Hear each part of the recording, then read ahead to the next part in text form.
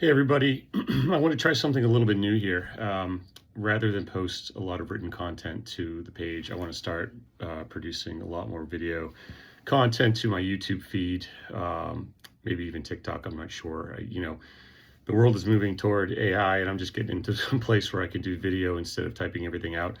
But I did want to hit you with some immediate posts, TriCom meeting thoughts, and give you my sort of few takeaways from where we're at here. And for those of you who didn't watch the TriCom meeting, just relate to what was said and what the options are for funding local government going forward for the next few years.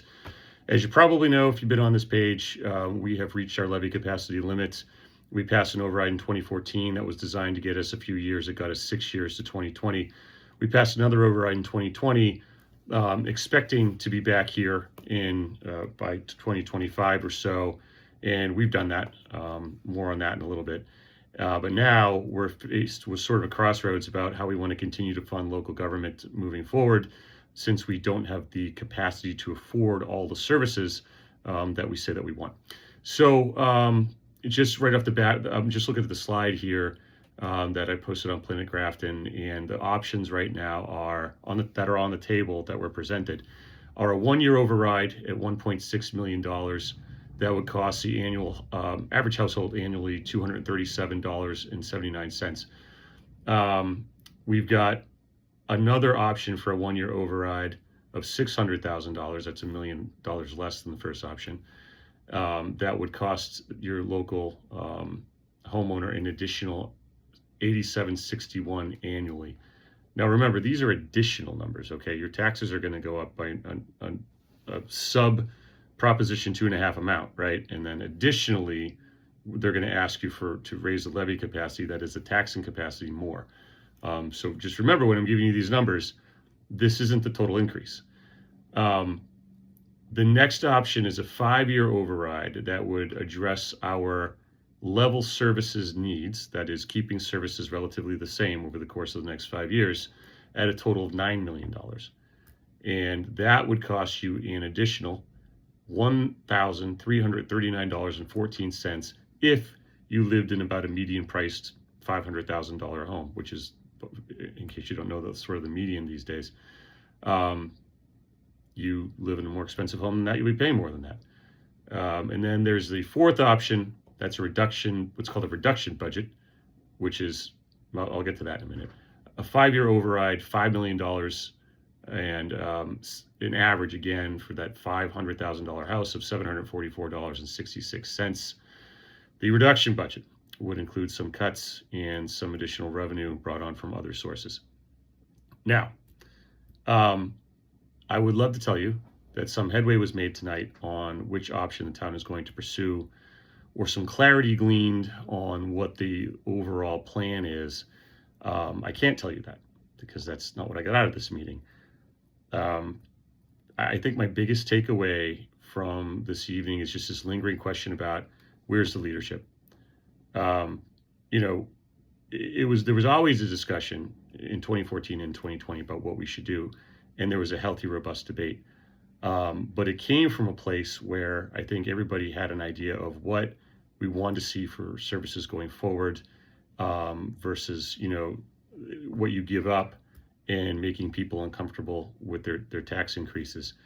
Tonight, you had, on the one hand, I think on an extreme, a group of people who still don't quite understand that we are override dependent. Now, if you can use the term override dependent, you can say we have a structural deficit. You can simply put it that we're habitually running out of levy capacity. However you want to put it, that is the case, not because of dramatic overspending or wasteful spending, but because there are cost increases associated with running the town that are somewhat out of our control. And most importantly, the healthcare. And if you look at the budget, the portion of it that is increasing the most is what's called unclassified. And it's an unfortunate term, and I don't know why Massachusetts insists on budgeting this way. But within this label of unclassified is typically health insurance, and health insurance always skyrockets. And in fact, this year, the cost increase for health insurance is an additional $800,000. That's a big one. That's a big nut, okay? So I think there's a lot of people that don't quite understand that in leadership positions. And then there are other people who don't want to see any cuts made to services, and particularly schools, who I'm sensing are having a hard time maybe compromising a little bit off of their position here. So some people want to pitch multiple overrides, the $1 million version, a $3 million version, a $9 million version. Other people want to take some time to reconsider exactly where our service levels are going and what we provide.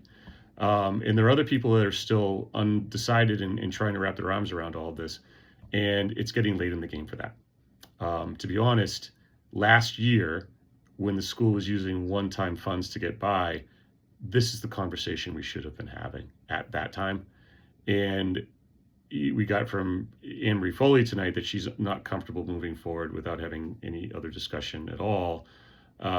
Craig, when Jay Cummings told Craig that we are an override dependent district or community, really, he looked shocked. He looked like he had never heard that before, even though I told him that a bunch of different times over the years. And even though that term override dependency has been used by Dr. Cummings in several of the past presentations that he's done, both before school committee and before finance committee. So I guess Craig isn't watching those meetings. I don't know. So that was sort of the big takeaway, was at the end of the meeting, everybody's sort of looking around at each other going, what do we do? And that, honestly, as a voter, has an impact on how I feel about checking off any box right now. I got 3 kids in school. I'm a middle-class guy like everybody else. That $1,300 a year mark is a lot. My taxes went up by 9.3% last year. So it's not nothing, and it's something that I think everybody who's a parent and a homeowner in Grafton considers. Like, we all want to do the right thing for the district, but at what point do you say, hey, hold on a second? I feel like I was not convinced one way or another what to do tonight. I feel I lack some confidence in the people who are making the decisions to be unbiased and come at it from the perspective that we're all in this together. That's just my honest takeaway after watching the meeting. My other big takeaway is I think that much more needs to be done. What I'm looking for is not another argument between people about average annual student cost, or one side of the town budget or another. I'm looking for some thoughtful discussion about why we have one of the lowest per pupil rates in the state. And it's not because we're spending less than everybody else on teachers. I can tell you that we're not. When we did the benchmarking study back in 2019, we were relatively in the middle of the pack. Now, we haven't done benchmarking in 6 years. I would bet that we're still relatively in the middle of the pack, but I don't know, right? I don't know whether we're in the middle of the pack in terms of staffing at the municipal center. I don't know whether or not we're in the middle of the pack in terms of what we pay police officers and how much staffing we have in the police department. I don't know whether or not housing costs at all come into any of these discussions, and they should, because I don't know if some of you small business owners out there have realized, but when you go to hire younger people now, they cost a lot more money. And it's not because they're greedy, and frankly, it's not because they're more qualified than young people were 10 years ago. It's because their rent costs 2-3 times more than what we paid for it. So the cost of housing is starting to have an impact on hiring. How much of an impact is it having on hiring here? Amy Marr, did a head nod toward, look, we might not get federal and state funding like we used to for certain things. Some grants that we relied upon back in the COVID years have gone away or are going away. They may or may not be back. There was a vague allusion to new growth. Look, I've been to the magic show before. I've seen all the tricks. Anytime someone promises me new growth, I take it with a grain of salt. Okay, I've had this discussion with people. Until I see a shovel in the ground, I don't want to hear about new growth. We can take sort of an average of what we can expect, but there's no magical silver bullet. There's no God from above coming to give us new growth and everything's going to be okay, unless you're going to allow housing, which ironically, The new growth, there are a bunch of new growth people in the room, all talking about new growth, and they're the same people that oppose every housing everywhere we want to build it. But anyway, it's just an aside. So, I sort of come away from this meeting thinking it wouldn't be the worst thing if an override was proposed and it failed, because I think it would then compel the community to start to have the sort of discussion that I wanted it to have about 10 years ago, which is, what are our values? Where do we see us going over the course of the next 10 years? What can we reasonably expect to pay for? And is there a difference between what we say we want and what we're willing to pay? And I think if you're honest with people right up front about this, they'll tell you where they're at, and they may even feel better about it. I would stay away from, the sky is falling scare tactics, like we can't lose a janitor from the school system without it being some sort of irreparable harm incurring toward the schools. People are smarter than that, man. Don't tell them that, because now they're not going to believe you.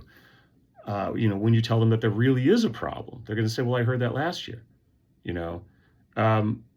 Yeah, so I don't know. I'm still, this is my 1, 2, 3. This will be my fourth override. We did one in Newton in 2008 or 7 or 8 that failed. And as a result of that failure, the community came back and really in a series of community meetings, reassessed what priorities were, reassessed how they wanted town hall to work, reassessed what they were willing to accept for costs, and then supported the next override. I've done one in 2014, I've done one in 2019. I think this one's different. I think that the world has so much changed since 2019 that you can't go around treating this as business as usual. Employee costs have skyrocketed, healthcare costs have skyrocketed, housing costs have skyrocketed. And so if that doesn't get you to pause and at least have the discussion about what you could possibly be doing differently, then nothing will. And I think more than anything, that alarms me coming out of tonight, where, again, everybody was sort of looking at each other. Someone wanted someone else to have an answer, and nobody has an answer. And I don't have any answers either, but I do know that it's at least worth a conversation to see where we are relative to other communities, and to see if there's anything else that we could do differently. And if there isn't, then there isn't. Okay? If you're going to come back at me and tell me that if this doesn't pass, there's going to be immediate harm to the schools and you're going to harm the kids and it'll never get back to the way it was, I don't believe you. I don't think that that's true. And I don't think it's a rational response to this. If it's your response, then that's perfectly fine. I'll vote one way, you can vote another way.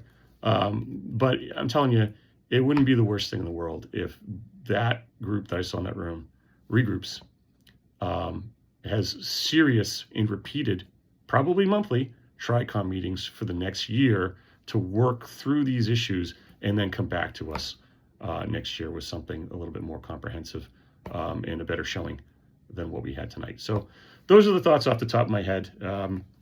Again, I'm going to be doing more of this video stuff, so feel free to chime in, call me an asshole if you want to. I really don't care. Talk to you later. Bye.